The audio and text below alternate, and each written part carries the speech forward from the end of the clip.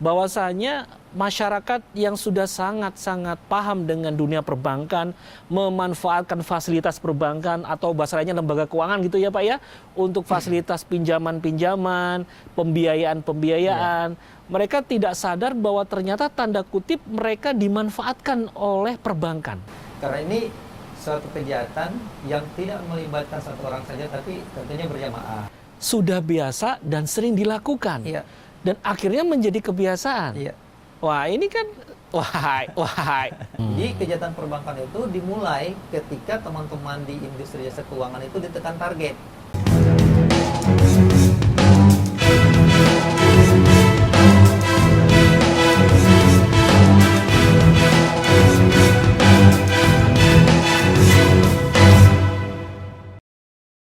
Assalamualaikum warahmatullahi wabarakatuh. Salam Sintesa. Sahabat Sintesa di seluruh Indonesia, senang lagi berjumpa dengan Anda semua di channel yang mencerdaskan ini. Kita akan banyak diskusi, bicara tentang sesuatu yang mungkin akan membuat sahabat Sintesa untuk momen kali ini akan sedikit terkejut. Apa sesuatu itu gitu ya? Nah, saya belum mau buka dulu sahabat Sintesa, karena tamu yang akan kita jadikan narasumber pada hari ini cukup spesial dan beliau adalah praktisi sejati yang menurut saya pribadi sangat tepat untuk bicara tentang sesuatu yang mengejutkan ini gitu ya. Baik, langsung saja saya sapa dulu narasumber kita. Namanya adalah Pak Agus Banjar. Assalamualaikum Pak Agus. Assalamualaikum warahmatullahi wabarakatuh. Gimana kabar Anda? Alhamdulillah sehat. Baik, Pak Agus ini punya kemiripan dengan saya, sama-sama punya brewok ya. Beliau ini adalah seorang pengacara ya, lawyer. Nah, pengacara dalam arti sesungguhnya, bukan pengangguran banyak acara, tapi ini real pengacara. Beliau ini adalah seorang pengacara atau advokat bahasa lainnya yang sudah luar biasa pengalamannya di dunia hukum ya. Dan spesialis beliau adalah topik kita kali ini mengenai kejahatan perbankan. Nah, gitu ya. Tentu ini akan menarik sekali. Sesuatu yang sebenarnya masyarakat pun juga sering membaca mengenai kejahatan perbankan, gitu ya. Namun tadi saya sempat awali di kata-kata awal saya membuka acara adalah sesuatu yang mengejutkan. Artinya mengejutkannya bagaimana? Ternyata selama ini masyarakat tidak pernah tahu bahwa ada batu di balik udang. Nah, ini saya bukan sebut udang di balik batu ya. Kalau udang di balik batu ini nggak kelihatan. Ini batunya di balik udang. Jadi nampak untuk orang tertentu seperti Pak Agus mungkin ya. Untuk kami mungkin masih udang di balik batu.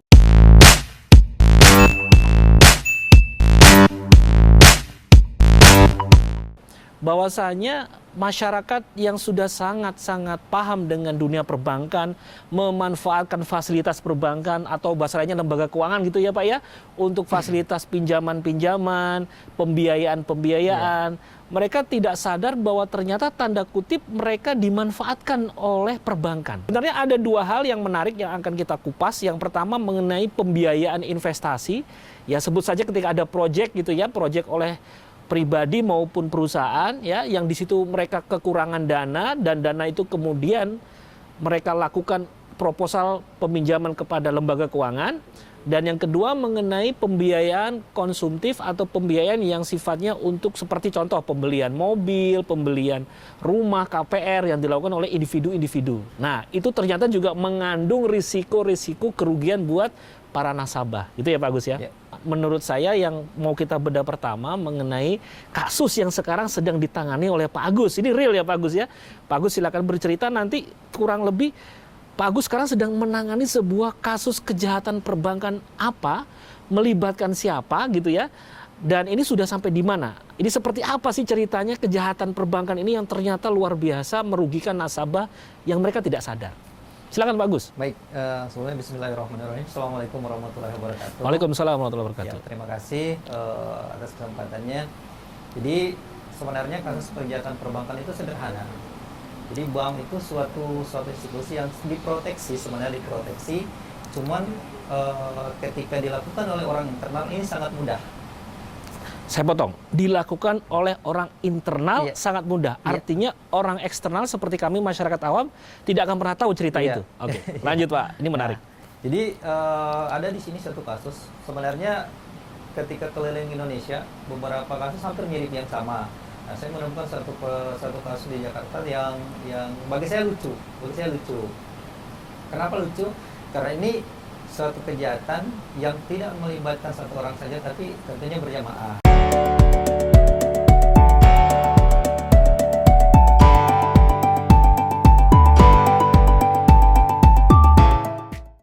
Berjamaah, berarti ada kelompok-kelompok di dalamnya. Ya, Baik. ya.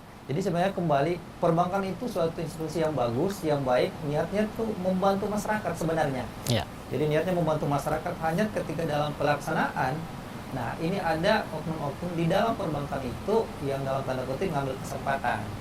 Dan itu tidak bisa dideteksi secara umum oleh masyarakat bahwa ada tindakan yang dilakukan oleh mereka. Ya, itu susah mendeteksinya. Susah mendeteksinya. Susah mendeteksi oleh orang awam. Tapi ketika orang yang paham ngelihatnya, ya itu tadi mudah mendeteksinya. Baik.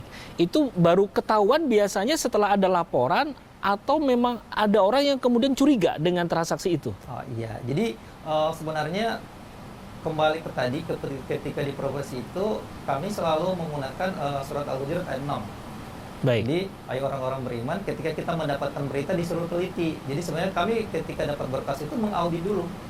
Konfirmasi. Konfirmasi dulu. Tabayun Tabayun dulu. Jadi kita tabayunnya by data. Baik. Nah, ketika kita tabayun by data, di situ kebuka.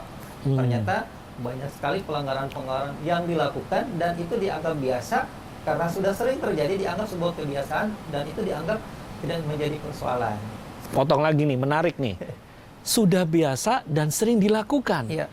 Dan akhirnya menjadi kebiasaan. Iya. Wah, ini kan jujur aja ya, seperti seolah-olah perbuatan yang salah tapi dibenarkan. Begitu Benar, kan? Benar. Oke, cerita lagi Pak Jadi Agus. Ini biar seolah-olah detail. perbuatan yang salah, tetapi karena yang dirugikan ini tidak paham bahwa dia lagi dirugikan, akhirnya dia terima. Terima ya? Dia terima. Terima itu karena dia tidak tahu. Karena dia tidak tahu Baik. bahwa dia lagi dimanfaatkan. Baik. Nah, rata-rata makanya sebenarnya kasus ini sama. Kasus perbankan itu, kejahatan perbankan sebenarnya sederhana. Sama, kami ketika sidang di Merauke kasusnya sama, ketika sidang di salah satu di Kalimantan sama, di sini sama. Ini sidang di pengadilan ya? Sama sidang di pengadilan. Sudah ada putusan saat itu? Belum. Belum ada putusan. Jadi terdakwanya siapa? Jadi kami sampai rata-rata perdata. Perdata, larinya perdata, Iya. bukan pidana. Iya, karena kebetulan kami advokat perbankan, mengambil spesialisasinya di perbankan. Jadi ke pengadilan itu bukan untuk menang. Ke pengadilan bukan untuk menang. Yang Iya. mengajukan gugatan dari pihak nasabah atau bagaimana? Debitur yang mengajukan. Debiturnya Iya. mengajukan. Jadi ketika kami dikontak oleh debitur, kami biasanya memposisikan diri untuk memediasi dulu. Memediasi, Mediasi baik. dulu, ketemu, menyampaikan pesan ke teman-teman yang di rata-rata di industri jasa keuangan bahwa aturannya seperti ini. Dan sedihnya mereka pun nggak tahu. Para pelaku di dalam lembaga keuangan tidak tahu bahwa ada aturan seperti itu. Iya, sebagian nggak tahu. Sebagian itu lebih banyak atau lebih kecil? Biasanya lebih banyak. Waduh. Seru nih, sahabat Sintesa. Iya, karena ketika dapat berkas kami tabayun dulu nih. Tabayun itu dalam arti antara aturan dengan pelaksanaan kita dudukkan nih, kita tahu, kita konfirmasi, kita teliti. Nah, di situ kebuka bahwa oh ternyata dia melakukan pelanggaran-pelanggaran yang sebenarnya oleh teman-teman di perbankan itu ada satu bagian, ada unsur kepatuhan, dari unsur kepatuhan, ada auditnya, tapi memang nggak kesentuh yang ini. Nah, itu ada audit. Artinya harusnya secara internal laporan dari audit itu menyatakan kalau ini salah disampaikan dong bahwa ada kasus gitu kan. Nyatanya selama ini auditnya fine-fine aja. Iya, biasanya nggak ditemukan karena dari audit itu misalnya dalam satu cabang itu ada 1.000 nasabah, diperiksa palingan 2 atau 3 random diperiksa. Dari 1.000 populasi diambil cuma 2. Iya, nggak semuanya diperiksa, paling sebagian. Baik. Oke, nanti itu kan kita bicara teknik audit ya. Saya tidak mau membahas soal itu. Terus lanjut lagi, Pak. Ketika kita periksa berkas, ketika ketemu, nah di Mediasi. sini banyak sekali pelanggaran yang dilakukan. Baik dari proses, jadi kejahatan perbankan itu timbul mulai dari awal proses kredit sampai dengan selesai. Nah, kami teringat dulu ketika masih berpraktisi di perbankan, itu pimpinan selalu ngomong gini, jika kita memberikan kredit di bawah 1 tahun macet, pasti ada sesuatu. Biasanya, kalau istilah perbankan fraud atau TPB. Fraud atau TP Bank, tindak pidana perbankan. TP Bank ya. Jadi sahabat Sintesa, kita populernya Tipikor. Ini TP Bank ya, tindak pidana perbankan. Dan Tapi kasus yang sekarang ditangani itu larinya ke Perdata. Perdata dan ada dampak pidananya. Jadi kasus perdata yang ada implikasi pidana.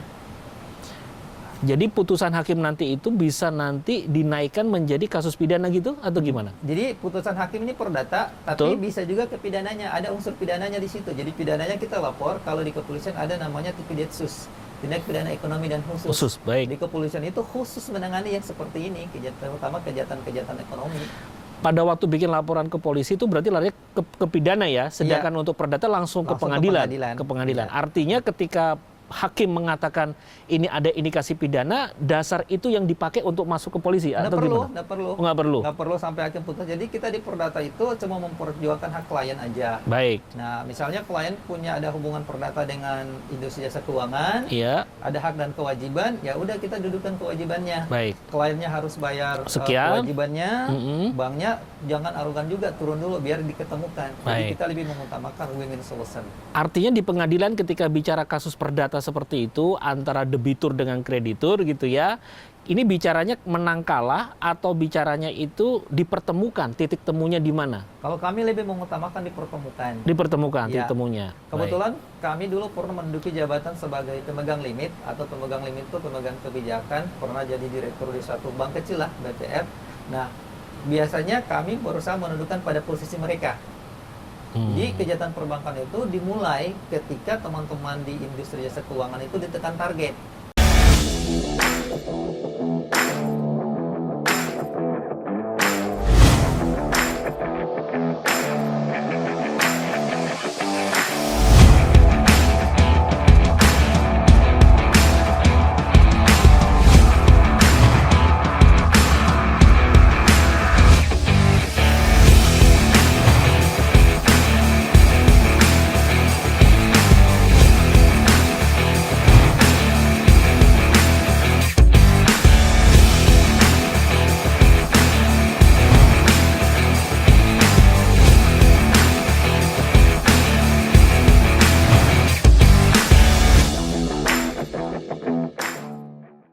Oke, tadi kan awal mula sengketa itu terjadi ketika antara debitur sama kreditur tidak mendapat titik temu, ketidakmampuan bayar dan seterusnya gitu kan, akhirnya larilah ke pengadilan. Iya.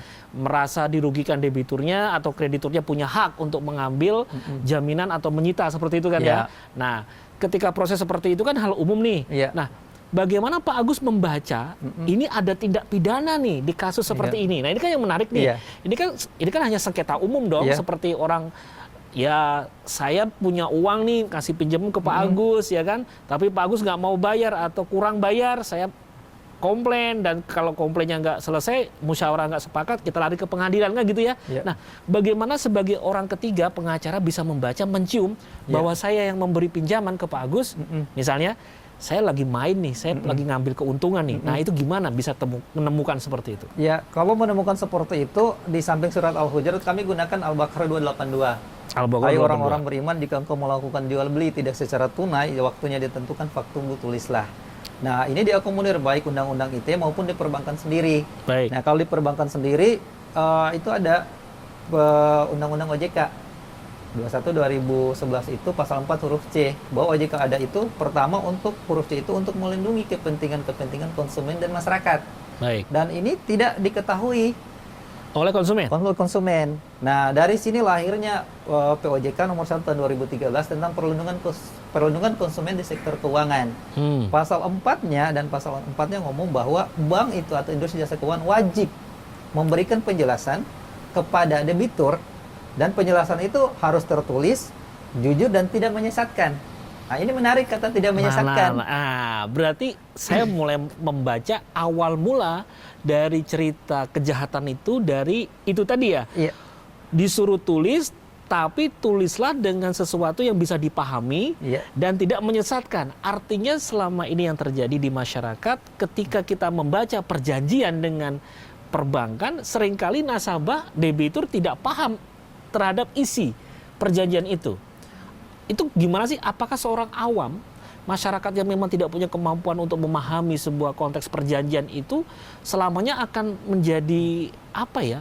Tidak pernah terlindungi dong ya. Karena kan tidak paham nih isi perjanjian sudah begitu banyak, klausulnya banyak. Kemudian memaknainya satu-satu pasal bagaimana, seperti apa itu Pak? Iya, harusnya memang perbankan itu jelasin. Makanya ketika perjanjian dibuat oleh satu pihak itu kan klausula baku. Nah, masuk klausula baku ini kedudukannya itu menjadi rancu gitu. Karena harusnya dua belah pihak. Kalau satu pihak otomatis bisa batal. Yang menjadi persoalan ketika kenapa debitur itu tidak membaca, memang kami setting seperti itu. Rata-rata itu disetting seperti itu. Contoh, disetting seperti itu. Iya.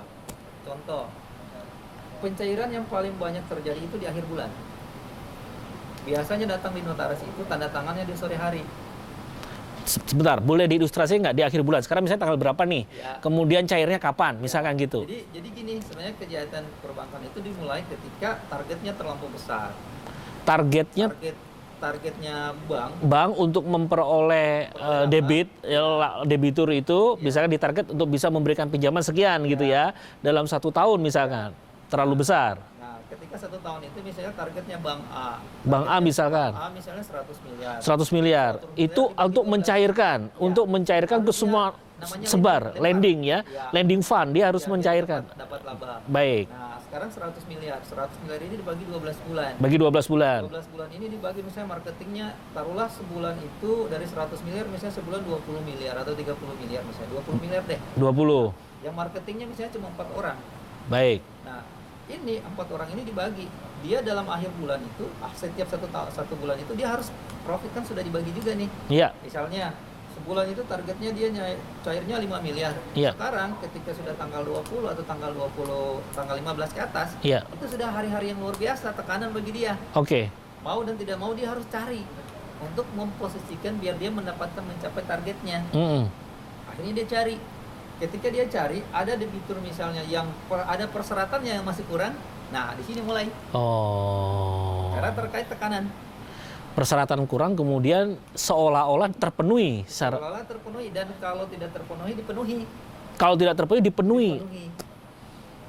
Dipenuhi itu kan biasanya melibatkan pihak ketiga seperti notaris dan seterusnya. Iya, kalau sebelum masuk notaris itu jadi proses di bank dari awal sampai akhir itu melibatkan tidak bank saja dan debitur. Iya. Notaris, BPN.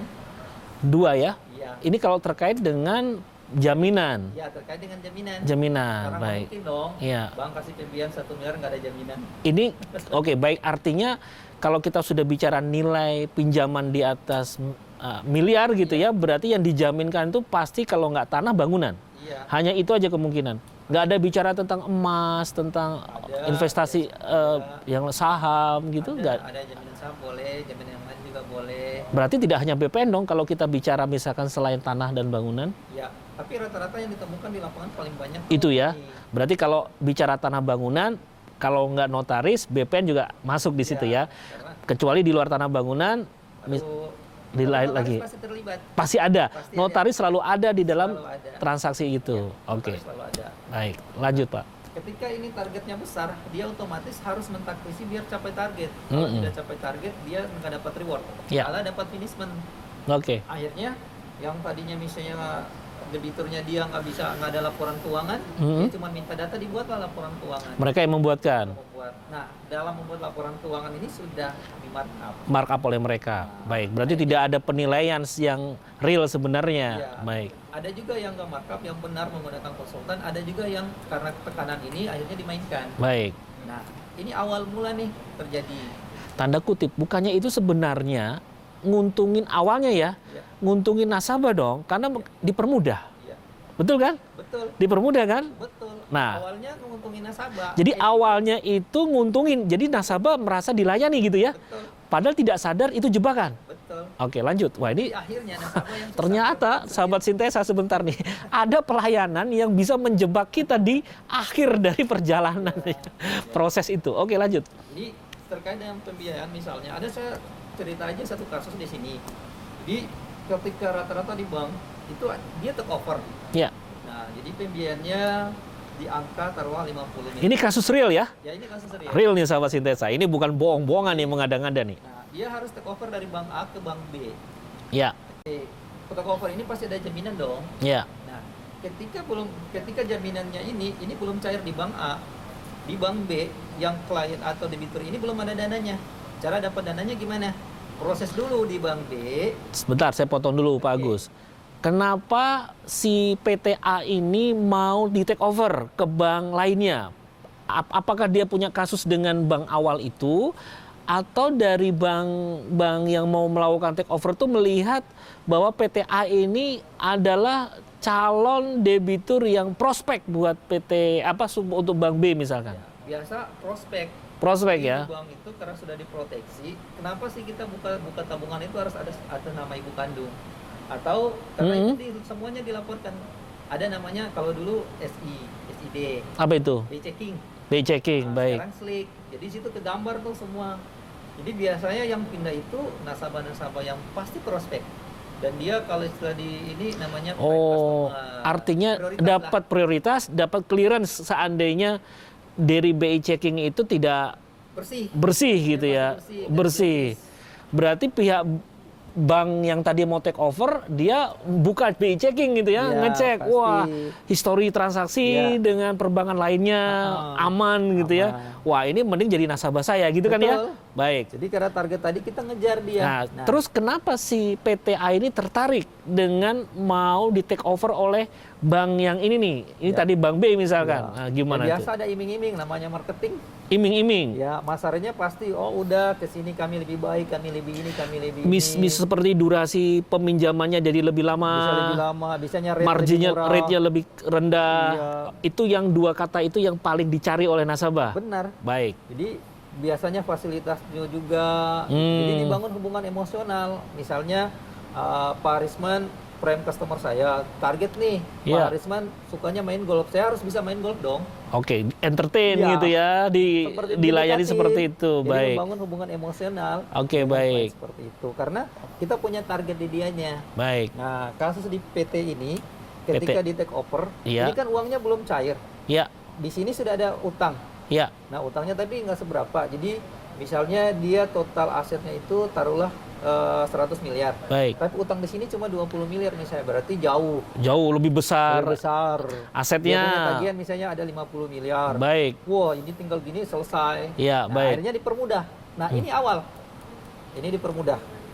Baik, artinya sebenarnya dari sisi likuiditas PTA itu tidak ada masalah, Tidak ada masalah. dia membayar kepada bank pertama Ya. gitu ya. Jadi seolah-olah ini pihak Bank B ini melihat potensinya bukan sekedar menutup hutang di bank sebelumnya, tapi mencoba mengambil PTA ini untuk keperluan dia. Betul.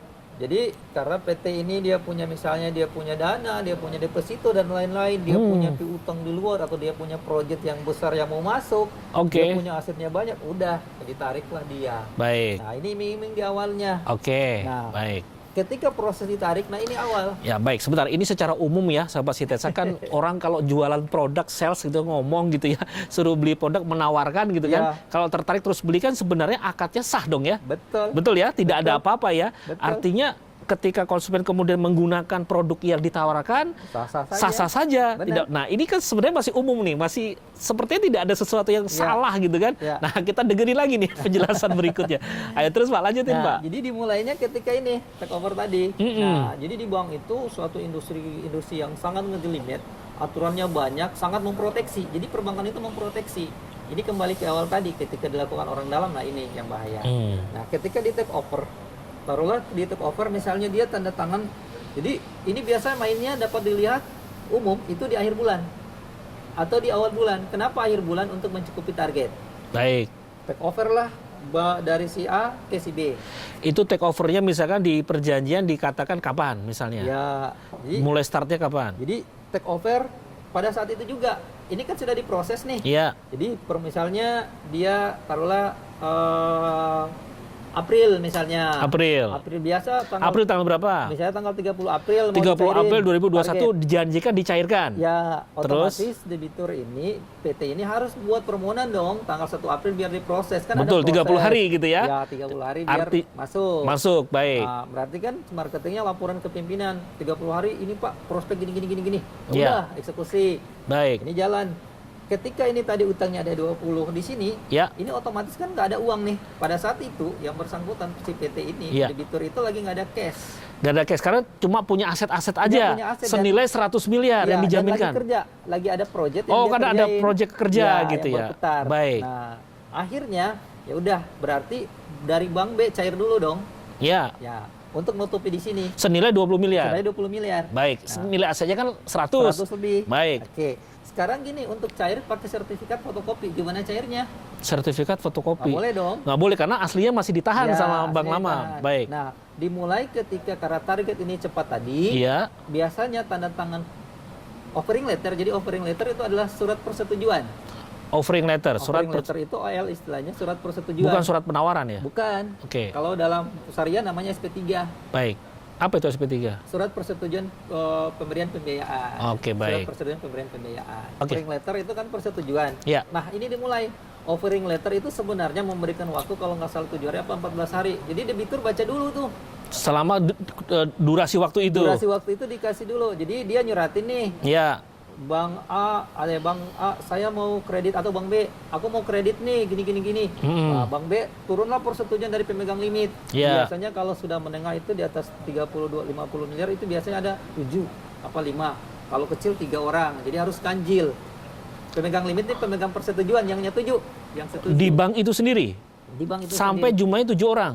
Bisa 7, bisa 5, bisa 3. Semakin besar pinjaman maka melibatkan Ya. internal yang semakin banyak. Ya, Baik. artinya untuk memproteksi. Ini Memproteksi sebenarnya fungsi karena proteksi. ya selain mereka jadi saksi mereka antara mereka gitu juga ya, mereka juga bertanggung jawab. Mereka bertanggung jawab sampai selesai. Ya, Baik. ini jadi persoalan. Oke. Jadi ketika naik, oke disetujui lah. Turun, itu harusnya waktu antara 7, kalau nggak salah 7, 14 hari. 14 hari. Oke. Ini Faktanya, dikasih waktu untuk debitur itu baca, pelajari. baik. Apalagi ketika jaminan itu bukan punya debitur. Ada penjamin. Harus duduk bersama. Nah, yang jadi persoalan... Penjamin itu kan debitur pemilik juga. jaminan. Bukan, biasa ada juga yang penjamin itu pemilik jaminan. Karena debitur misalnya majuinnya 50 miliar. Ya.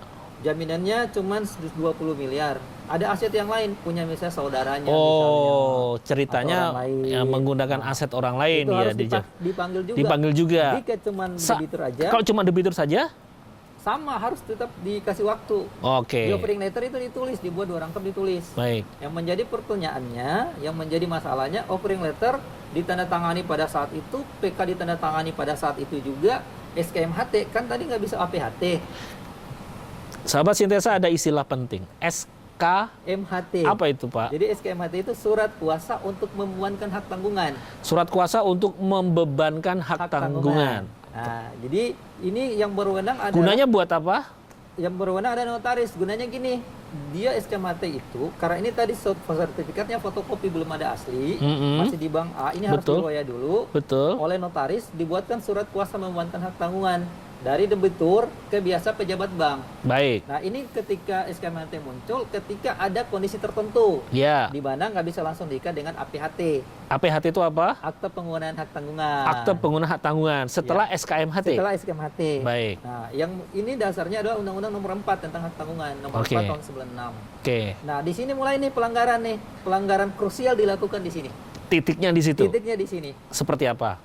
Jadi gini, karena ini masih di Bank A, otomatis cair dulu.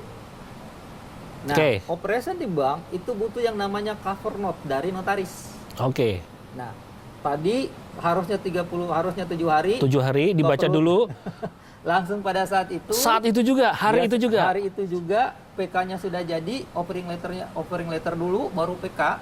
Baru PK itu apa? Biar perjanjian kredit. perjanjian kredit. Perjanjian kredit dua alternatif, bisa di bawah tangan atau di depan notaris. Bisa Di bawah tangan. di bawah tangan itu gimana biar bahasanya bisa Jadi, ditangkap? di bawah tangan tuh nggak perlu ada pejabat notarisnya. Tidak perlu pejabat notaris. Bank sama debitur. Langsung bank dengan debitur Ya, tanpa melalui notaris. tanpa melalui notaris. Itu di bawah tangan. Di bawah tangan. Tapi untuk pembiayaan yang besar itu biasa ada notaris. Iya. Untuk menguatkan itu menjadi sebuah akta otentik.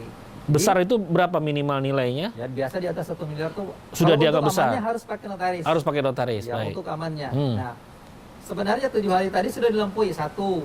Baik. Nah. Maksudnya bukan dilampaui, pengertiannya tidak terlampaui, langsung dipercepat gitu kan? Langsung dipercepat. Baik. Yang menjadi persoalan, debitur biasa nggak baca. Bukannya paling kanan bawah, paraf. Kanan bawah paraf Di itu. setting biar cepat cair gitu. Oke, padahal kalau dibaca Ada pasal yang bisa memberatkan dia. seperti Bisa dirubah. Bisa dirubah, itu kan apa baru pasalnya klausul. apa tuh yang selama ini tidak pernah dipikirkan oleh para nasabah? Jadi bisa rate-nya, Oke, bisa biayanya, oke. bisa juga pengikatannya nih. Itu ada kata-kata itu. Ada. Pihak bank bisa melakukan sendiri perubahan tanpa persetujuan. Harusnya persetujuan dengan debitur. Jadi offering letter tadi surat yang oleh bank ditujukan ke debitur. Baik. Debitur lu setuju nggak nih Iya. dengan syarat 1, 2, 3? Pak, 1, 2, 3 boleh nggak tambah yang 4 atau yang 3 dikoreksi? Hmm. Nah, sederhananya seperti itu. Iya, maksudnya perubahan tadi disampaikan yang krusial tadi itu ada perubahan-perubahan itu rate sebagainya, biaya dan seterusnya itu apakah bank melakukan sendiri tanpa persetujuan nasabah, sepengetahuan nasabah atau nanti harus konfirmasi memberi. Jadi dari offering letter ini baru melahirkan perjanjian kredit. Oke. Nah, di perjanjian kredit itu baru tadi ketika ada perubahan bisa dituangkan di perjanjian kredit, kesepakatan antara dua belah pihak. Yang menjadi persoalan antara jadi debitur tuh nggak pikir antara antara offering letter dan PK ditandatangani pada hari yang sama.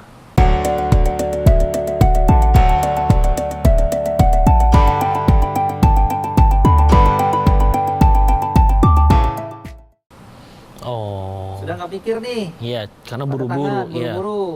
Yang kedua, notaris biasanya harus di depan notaris. Jadi untuk menjadi akte otentik itu dibuat dan ditandatangani di hadapan notaris. Biasanya di paling atas itu dijelaskan pada hari ini telah menghadap ke tanggal Iya, sekian, menghadap betul, kepada betul. saya. Mm-mm. Nah, jadi harus face to face. Iya, Nah, yang menjadi persoalan notaris pada saat itu hadir. iya, Tanda tanganlah surat kuasa membuatkan hak tanggungan. iya. Oke, clear. Sebenarnya masalahnya clear. Hmm. Cuman karena butuh cepat, proses tadi yang 7 hari dilewati. Iya, Yang kedua, yang marketing ini kejar karena misalnya akhir bulan nih, iya, ini kejar untuk pencairan. iya, Kenapa pencairan? Sebenarnya prosesnya saja, iya. biar dia dapat funding by lending. Jadi ketika Apa itu funding by lending?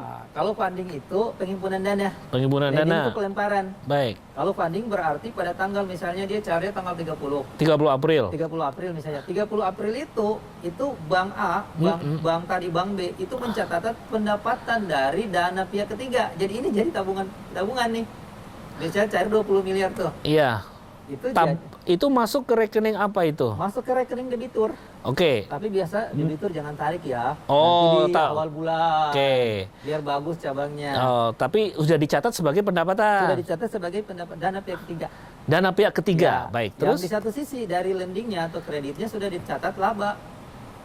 ada keuntungan. Sudah ada keuntungan. Karena nanti dia harus membayar di atas margin Ya, atau kesepakatan rate-nya ya, sudah berapa. sepakat. Baik. Jadi laporan keuangannya karena dia biasanya menggunakan akrual, ya udah. Baik, sudah paham dicatat. saya. Ya, baik. Sebenarnya masih fine-fine aja. Nah, itu masih fine, betul. Masih Nah, fine. terus mana itu yang Ketika di SKMHT ini tadi, Mm-mm. nah, notaris, bank akhirnya ngambil SKMHT tadi, setelah tanda tangan, cover note-nya dibawalah ke bank. Biasanya juga kalau sudah saling kenal, tanda tangannya di bank. Iya. Jadi ketika tanda tangan, notaris sudah bawa cover note kosong, notaris tanda tangan sakti, kalau saya istilah tanda Iya. tangan sakti, biar Tanda tangan cair. sakti. Oke.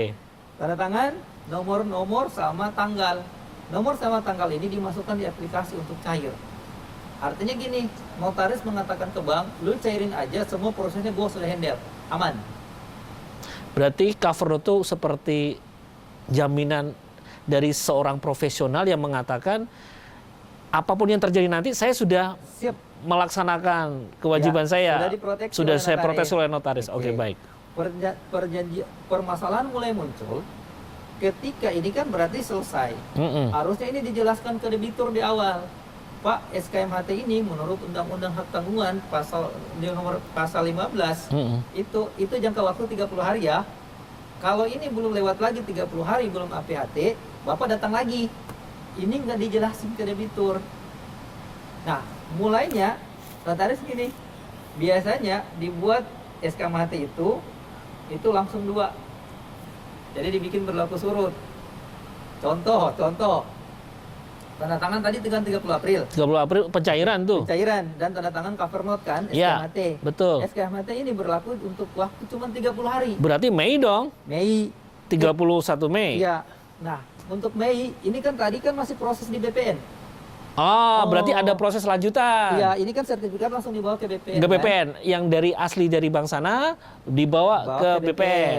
Bank Nah, awal, baik. Sekarang gini, notaris hanya memproteksi waktunya 30 hari. 30 hari. Harus selesai. Baik. Ketika 30 hari nggak selesai, debiturnya dipanggil lagi bikin SKMHT kedua. SKMHT Biaya kedua. lagi. Oke, Nah. biaya lagi. Ini dapat kau baca, makanya ketika kita tabayun tadi menggunakan surat al-Mulk, kebaca.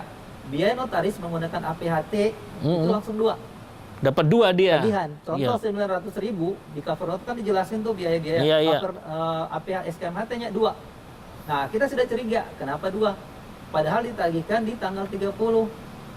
Cover note itu keluar kan tanggal 30 April. 30 April. Baik. Tanggal 30 langsung ada SKMHT-nya 2. Padahal kan baru tanda tangan Satu, baru harusnya Betul. nanti di Mei bikin baru. Mei bikin baru lagi. Kenapa ditarik di awal? Ya, Oke. untuk ini tadi, ini mulai melanggar POJK nomor 1 tahun 2013 tadi yang menyesatkan. Debitur nggak diberitahu. Ya debitur maunya enak-enak saja. Nah, debitur juga memang harus pintar. Makanya OJK itu mengeluarkan buku. Berarti kerugiannya cuma 900.000 dong misalnya. Kan cuma ngeluarin duit nambah Ya 900.000 itu nggak sampai setetes. dari Ibaratnya lautan itu nggak sampai setetes. ada kerugian lebih besar lagi. Kerugian lebih Nah, besar. yang mana itu kerugiannya? Ini seru nih, yang gede aja nih gimana Ya, nih? ketika ini tadi nggak dijelaskan, debitur nggak dijelaskan, taruhlah Efeknya? ini jalan. Ya. Persoalan muncul ketika 30 hari SAPHT belum jadi. Baik. Belum jadi. Belum jadi. Apalagi misalnya tanda tangannya di kota A, notaris kan batasnya wilayah. Nggak bisa dong dia jadi PPAT di kota B. Oke. Notaris rekanan. Hmm. Nah, di sini ini harusnya dibawa dia membuat SAPHT berdasarkan SKMHT kedua yang debitur nggak tanda tangan. Tadi kan datang 30 April. Iya, Kemudian harusnya Mei datang lagi. betul. Mei-nya debitur nggak datang, tapi keluar SKMHT bahwa hari ini telah menghadap kepada saya. Debitur nggak datang karena nggak tahu. Debitur nggak datang karena nggak tahu, nggak dijelasin. Bapak sudah selesai, nggak dijelasin. Nggak dijelasin. Terus saat kemudian dibuat baru lagi tanpa sepengetahuan, Tanpa sepengetahuan debitur. efeknya apa buat debitur? Nah, efeknya buat debitur sebenarnya belum kerasa. Saat itu debiturnya fine. Nanti macet, ada masalah di belakang baru muncul. Saat macet, Saat ada masalah, saat ada masalah. Iya. Kalau nggak ada masalah, nggak ada kerugian. nggak ada masalah, nggak ada kerugian karena debitur nggak tahu. Tapi sebenarnya dia sudah rugi di awal karena ditagih 2 Nah, kali. oke, kerugian pertama Kerugian karena ada pertama. biaya double nih, Iya. biaya 2 kali ya yang tidak Iya. dipikirkan oleh debitur. Oke. Ya, makanya kejahatan perbankan itu nggak melibatin satu, Satu. tapi berjamaah. Oke, baik. Oke, jadi saya titik poin pertama, kerugian nasabah adalah pada saat dia membayar 2 kali biaya administrasi yang seharusnya itu terjadinya harusnya 2 kali, tapi setelah periodenya terlampaui. Betul. 1 kali bayar, 1 kali bayar. Nah, ini Iya. ditarik langsung ditarik Di awal, Iya. ditarik di awal. Oke, ini satu. Biasanya biaya SKMHT itu. Baik, biaya SKMHT nih, Ya. sahabat Sintesa. Terus berikutnya, seandainya kemudian dia pun mendapat pencairan, sebenarnya nggak ada yang dirugikan dong Nggak ya? ada yang dirugikan sebenarnya. Tapi Nggak ada. ini makanya di perbankan itu diproteksi. Jadi ada namanya mitigasi resiko. Nah, ini nggak dijalanin. Baik, oke. Terus jadi ini risikonya baru akan terjadi bila terjadi Ke masalah. belakang. Benar. Seperti apa itu kasusnya? Jadi sebenarnya kalau nasabah ini fine, aman-aman aja nggak pernah telat bayar, tidak ada sesuatu gitu ya, maka bisa dipastikan dia aman. Betul. Tapi konteks sekarang seperti dunia sekarang Kondisi mengalami sekarang, pandemi, orang sulit mencari uang, maka risiko itu akan membesar ke Muncul. semua debitur Betul. yang punya pinjaman ke bank. Betul. Gitu ya? Betul. Nah, risiko apa itu, Pak? Yang besar ketika misalkan apa? Resikonya di debiturnya dapat, di banknya dapat. Jadi sebenarnya ketika mempermudah di awal itu tadi perbuatan oknum yang ngejemusin bank dan ngejemusin debitur. Ya, baik. Sebenarnya. Nah, sekarang gini, ketika jalan, Ya, taruhlah ini tadi APHT belum jadi. ya, Sementara terlampaui waktu. ya, Harus bikin SKMHT ulang. iya, Nggak datang SKMHT ulang, tapi keluar SKMHT-nya. ya, Nggak menghadap, tapi ditulis menghadap. Iya. Padahal misalnya debitur itu lagi misalnya lagi di luar negeri atau lagi Iya, di iya. Malaysia. Tapi pada hari itu dia menghadap notaris. Ya, Kan lucu. dibikin gitu ya. Dibikin, Nah, gitu. oke, itu saya paham oleh notaris ya. Oke, Terus, kemudian jalan nih. oke, Yang menjadi persoalan, jadi perjanjian ini sebenarnya namanya aksesoir. apa itu? Aksesoir gini, aksesoir adalah perjanjian tambahan. Hmm, Dalam Undang-Undang Hak Tanggungan, aksesoir perjanjian tambahan mengikuti perjanjian pokok. oke, Jika perjanjian pokok batal, ini batal semuanya. Yang menjadi persoalan jika SKMHT batal, maka resikonya ditanggung oleh bank. Resikonya ada di kalau debitur paham ya, resikonya di bank dan resiko notaris, resiko pidananya ada. Di banknya, di debiturnya rugi juga dianya. Karena ketika dipermudah, kasus yang real yang didapat, contoh SKMHT-nya atau di offering letter sama PK itu jaminan debitur yang mau diikat misalnya itu 1 miliar. Tapi diikatnya misalnya cuma 400 juta. Ketika bermasalah, sebentar. Diulang lagi nih Pak Agus. Oke. Jadi jaminannya nilainya 1 miliar. Ya. Harusnya sebesar itu. ya Tapi pada saat fakta diikatnya nilainya nilainya di bawah. di bawah 1 miliar. Ya, Kok contoh. bisa seperti itu turun? Nah, real yang Gimana? kami temukan gini. Jadi di offering letter ini kan bank nyetujui Mm-mm. jaminan A akan diikat dengan hak tanggungan sebesar misalnya 1 miliar. Sebesar 1 miliar. 1 miliar. Baik. Di perjanjian kredit 1 miliar. Baik. Tetapi ketika APH SKMHT 1 miliar, Ya. APHT ini mulai berubah jadi 400 juta. Kok bisa berubah? Nah ini apakah mau cepat atau apa? Tapi kesalahannya ini tadi yang berjamaah. Bagaimana angka 1 miliar dari SKMHT menjadi APHT bisa turun menjadi 400? Biasanya terkait nilai. Nilai. Iya. Memang ada wewenang untuk bisa menurunkan nilai yang sudah Ini yang mulai salahnya di sini, nggak boleh, harus mengikuti gimana? harus mengikuti yang di offering letter, Ya kan harus 1 M dong. harus ikat 1 M. Kenapa Jadi, berani jadi apa jadi turun segitu? itu yang namanya mulai kejahatan berjamaah atau fraud tadi, penyimpangan. Nah, ini Oh. ketika dikorelasikan dengan aturan OJK, ini bank yang dirugikan. Jadi OJK itu ada untuk melindungi masyarakat dan konsumen dari kejahatan-kejahatan seperti ini. Ketika taruhlah 400 juta, Mm-mm. ketika debiturnya bermasalah seperti kondisi sekarang ini, dilelang harga terendah 400 juta. Padahal nilai likuidasi sudah turun nih 70% dan Iya. nilai pasar adalah 1 miliar misalnya. Nah, ini ruginya di sini. Ini yang bisa Sudahlah selama ini bayar, Ya. tiba-tiba macet, Ya, nggak dapat apa-apa, uang dianggap angus, Iya. gitu kan ya? Iya. Nggak punya lebihan dari aset yang disita itu Iya. yang kemudian dilelang, begitu ya? betul. Nah, mulainya dari proses yang salah dari awal. Pertanyaan gini, kenapa APHT-nya itu mencantumkan angka nilainya di bawah, padahal SKMHT-nya menyatakan nilainya awalnya 1 M, kok bisa jadi 400? Jadi prosesnya gini sebenarnya, prosesnya gini. Permohonan debitur, Mm-mm.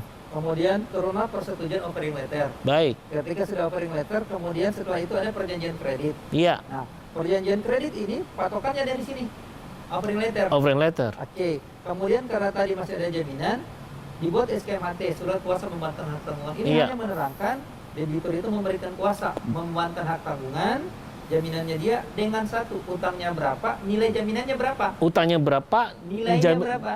Hutangnya misalkan 20, jaminannya harus sama atau harus di atas? Tidak, misalnya gini, dia punya 5 sertifikat. Baik. Jaminannya yang untuk yang satu ini cuma 1 miliar. Berarti yang 1 miliar aja yang diikat. Jadi cuma diambil 1 dari 4 sertifikat? Iya. Gitu. Oke. Tapi dia mengcover untuk utang yang 20 miliar tadi. Jadi ada 5 jaminan ini pasti kan misalnya 30 miliar totalnya. Iya. Satu jaminan ini cuma 1 miliar. Baik. Nah, 1 miliar ini di SKMHT itu ditulis. SKMHT sertifikat nomor sekian-sekian diagunkan. Nomor sekian-sekian ada identitasnya di situ dipakai untuk menjaminkan utang sebesar berapa. Dengan nilai berapa. Jadi nilainya dia sudah ada gitu. Nah, nilai SKMHT ini yang akan dimasukkan ke APHT dan HT. Jadi dari permohonan, offering letter, perjanjian kredit, SKMHT, APHT, HT, baru proses lelang. Karena ini otentik semuanya. Jika SKMHT-nya sini tidak otentik, berarti jadi perjanjian di bawah tangan, nggak bisa dilelang. Banknya rugi, debitur juga rugi. Nah, Oke. ternyata perbuatan sederhana mulai dari tadi. SKM itu dibikin 2, dan biaya itu langsung dibikin 2. Iya, Tidak menghadap tapi dianggap menghadap. iya, dan ini bisa kena pidana 266. Oke, baik, ini kejahatannya dimulai karena melibatkan notaris ya di situ. Betul. Baik. Cuma yang saya masih agak sedikit confused tentang nilai SKMHT yang beda dengan APHT kemudian HT-nya gitu loh. Iya. Itu kan SKMHT-nya 1 ya, 1 miliar. Kemudian bisa diturunkan menjadi 400 juta itu tanpa sepengetahuan debitur gimana? Atau Ini terkait gimana? biaya. Kalau saya tidak salah, pengikatan itu, jadi saya gini, kalau 1 miliar biayanya kan harus diikat berdasarkan 1 miliar. Iya. Kalau 400 juta, kan diikat cuma 400 juta kan? Iya. Berarti biaya yang dihitung cuma pembandingnya adalah 400 juta kan?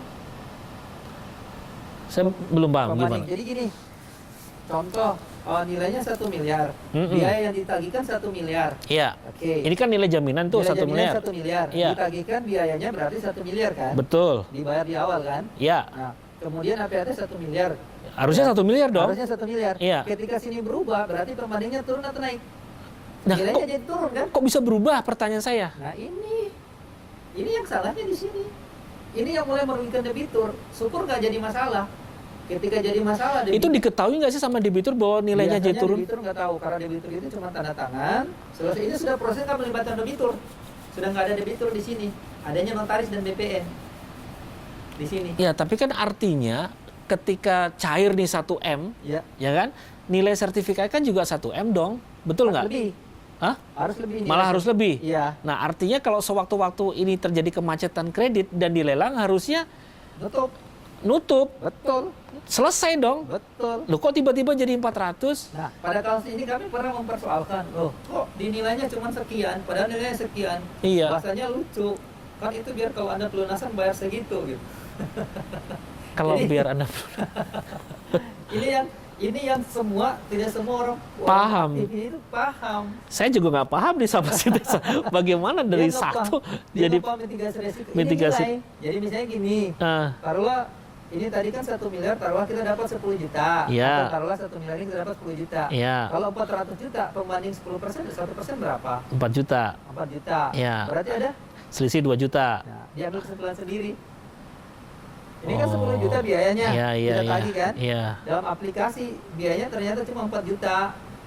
Kamennya turun. Oh. Ambil kesimpulan sendiri. Dari kemana itu?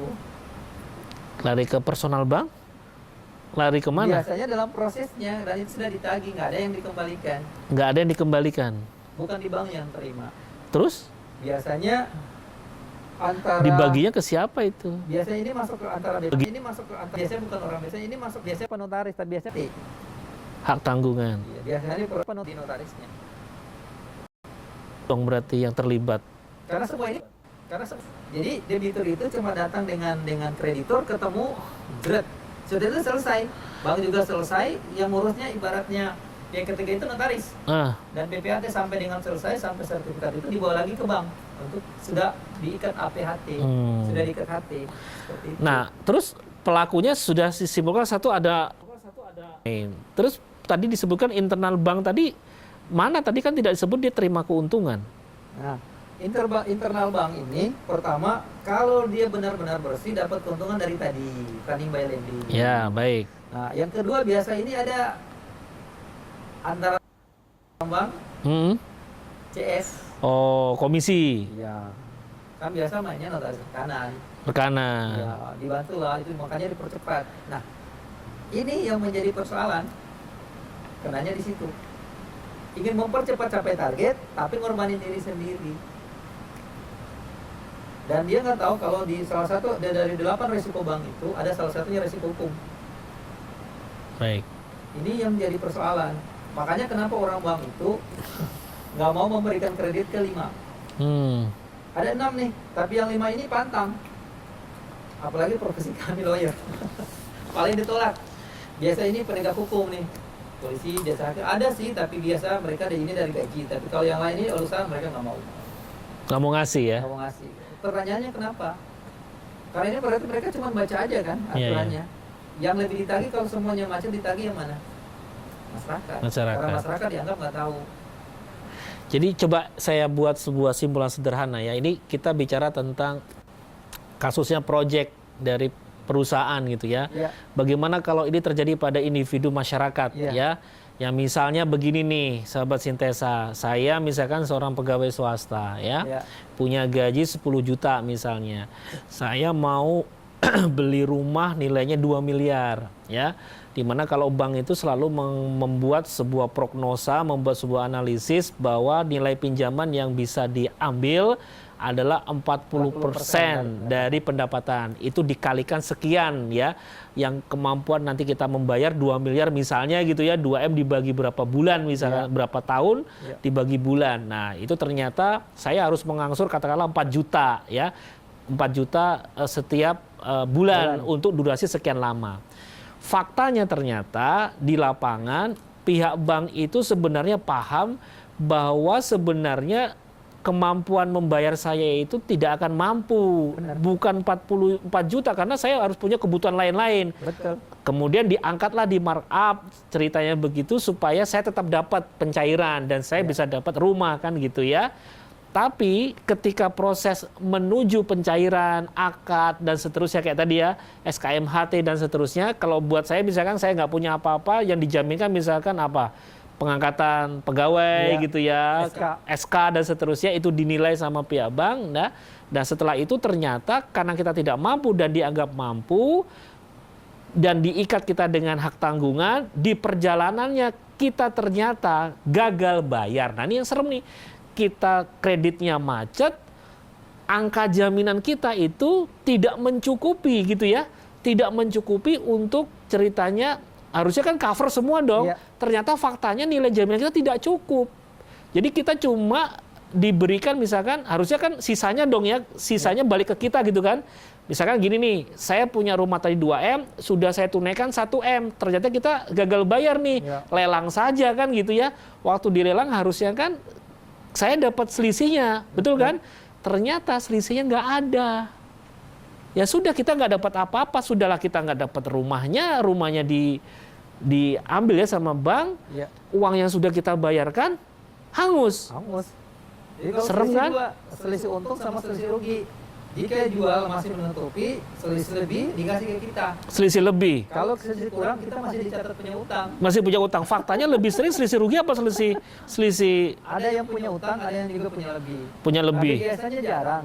Karena ketika mereka lelang itu pembandingnya adalah lelang pertama nggak laku, lelang kedua nggak laku, lelang ketiga itu ikut HT.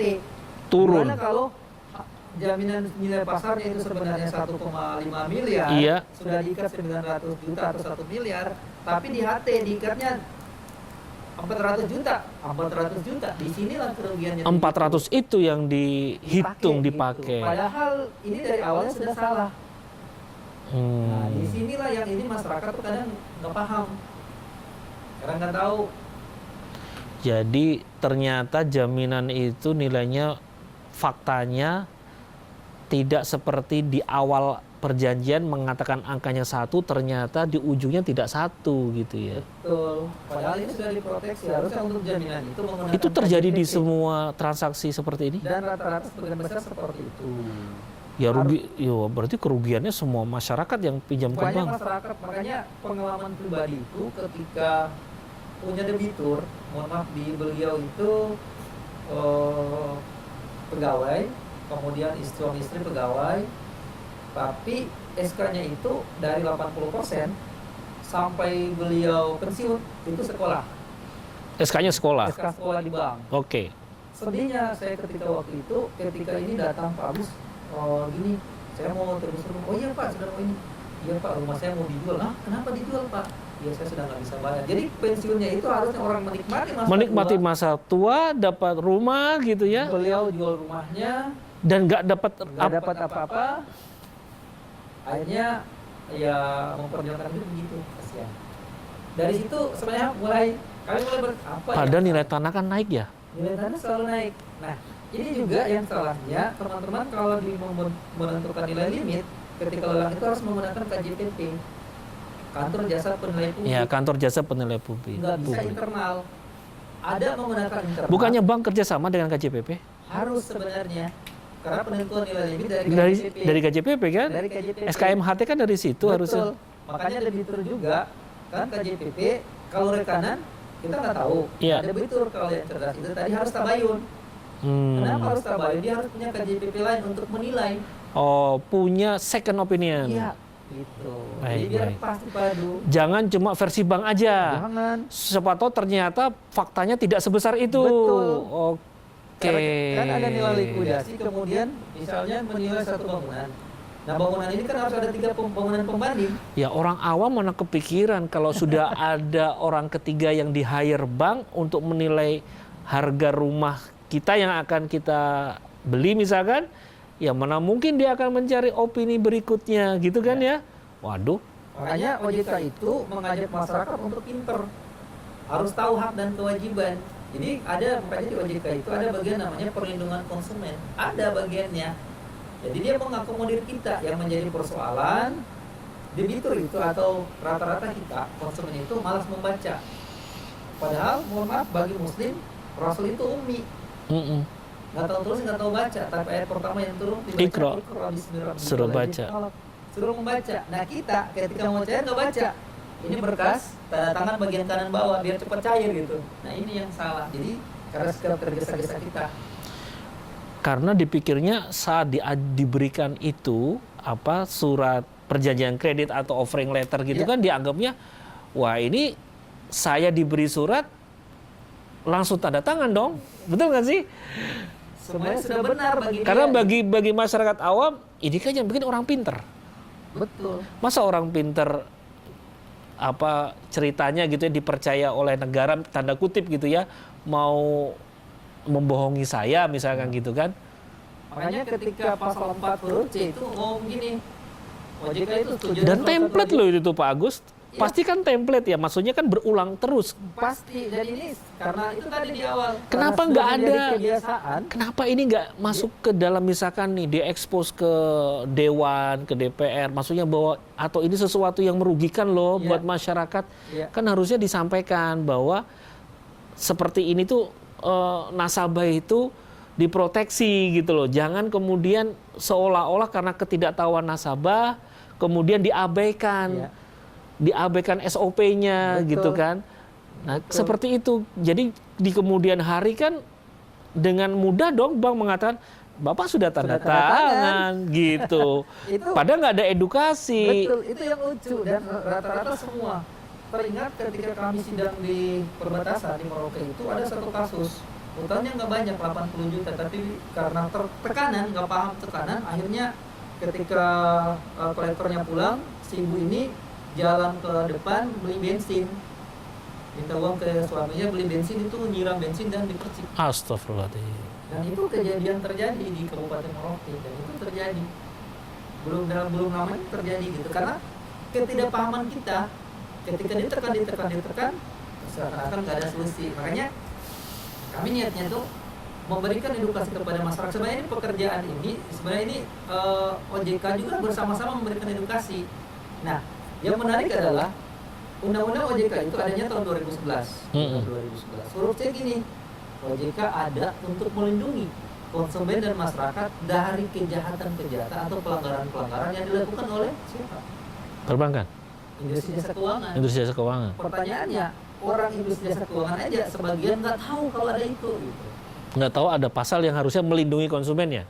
Kalau di perbankan sebenarnya gini, perbankan itu ini jurang.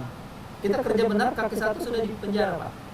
Kerja benar ya, satu kaki di penjara. Kerja salah habis. Benar aja nih, karena resikonya high risk high return, resikonya sangat tinggi. Kami aja ketika jadi pemegang limit tidurnya, aduh gimana besoknya? Karena melihat bahwa ini salah, ini salah. Ya. Nah, ini yang Padahal terjadi. bank menyadari itu risikonya ada kembali kepada dirinya. Betul. Tidak semua yang sadar. Karena teman-teman di perbankan saking sibuk, saking ini. Karena dikejar target dan Ya, seterusnya, akhirnya nggak baca, Padahal nggak dalam tahu. undang-undang perbankan itu yang diperbaiki 792, 1098 itu bahaya. Pasal 49 bahaya. Bank yang tidak patuh atau melakukan seperti tadi kejahatan tadi ancaman hukumannya pidana 3 tahun minimal. Kalau minimal nggak bisa turun, maksimalnya 8 tahun. Denda minimalnya 5 miliar, maksimalnya sampai 100. Ngeri. Kalau tahu nggak berani. Kalau Ini tahu. jadi persoalan. Nah, karena ini kita nggak paham sama-sama. OJK nerbit lagi tuh. Ada satu buku panduan namanya Pahami Hindari.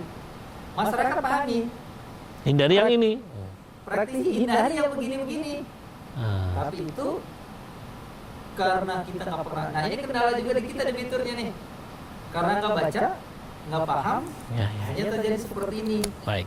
Nah, kasus yang tadi kembali ke kasus perusahaan tadi itu kejahatan yang luar biasa. Proyeknya harusnya cair, sudah disiapin. Ini proyeknya nggak cair, ditunda.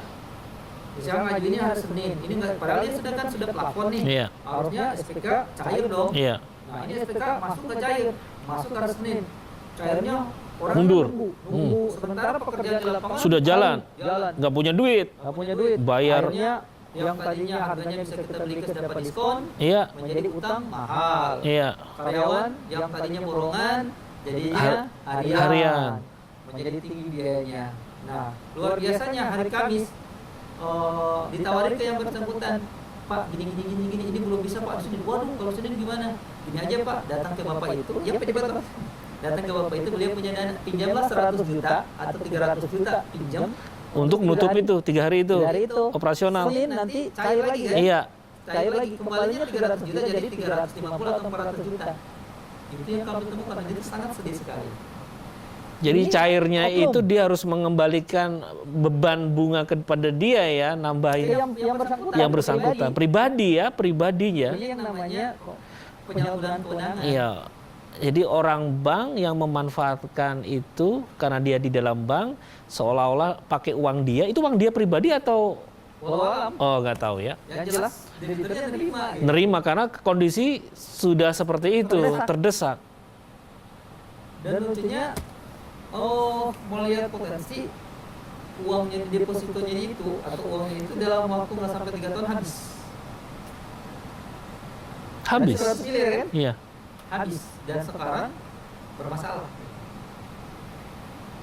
Habis itu sepengetahuan debitur atau tidak?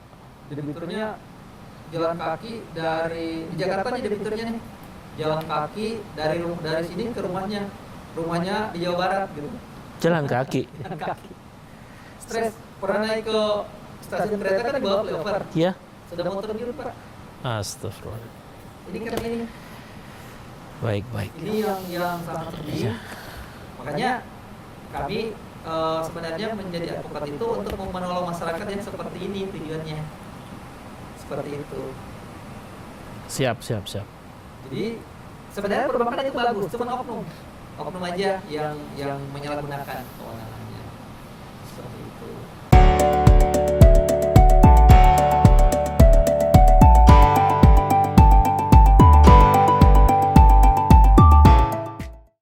Oke, baik. Jadi ini topik yang sangat menarik ya. Jadi tadi rangkaian diskusi ya, pencerahan dari Pak Agus. Intinya yang bisa saya simpulkan ya untuk sahabat Sintesa semua, pentingnya untuk nasabah, bukan cuma nasabah, kita sebenarnya sebagai masyarakat umum berhati-hatilah ketika kita sedang melakukan transaksi hutang piutang ya, pinjam meminjam dengan siapapun itu. Baca dulu, jangan tergesa-gesa meskipun kesannya itu seperti memudahkan, tapi ujungnya bisa jadi menyengsarakan. Benar. Itu saja simpulan kita untuk edisi kali ini, sahabat Sintesa. Terima kasih banyak Pak Agus atas waktunya. Mudah-mudahan barokah ilmu yang diberikan di-share kepada semua sahabat Sintesa. Saya Haris Panisa Muhammad, undur diri dari ruang dengar dan pandang Anda. Sahabat Sintesa, tetap sehat selalu, jaga protokol kesehatan. Assalamualaikum warahmatullahi wabarakatuh.